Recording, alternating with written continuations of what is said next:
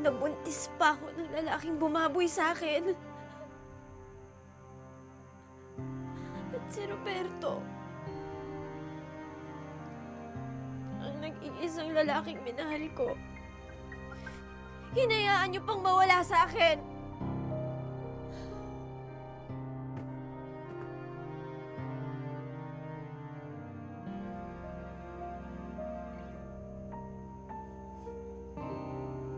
Sinubukan ko tapusin ang buhay ko.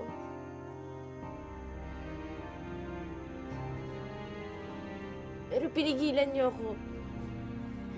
Ito! Itong bata sa sinupupunan ko! Gusto ko siyang mawala, pero hindi niyo ako hinayaan! Bakit niyo ba ako hinayaan mabuhay? Bakit? Bakit?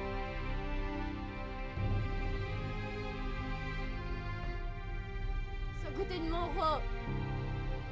Bakit mo ba ako binuhay? Bakit?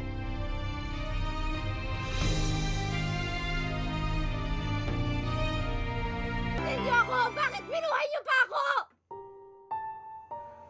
Dahil hindi mo pa oras. Yun ang dahilan, anak.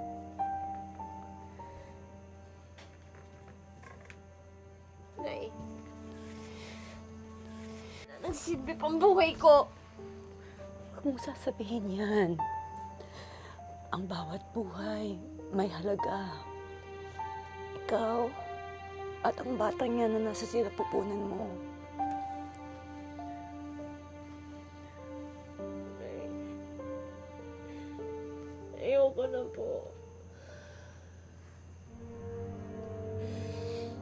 Hirap na ako. Pagod na ako. Huwag mong sasabihin yan. Huwag kang susuko.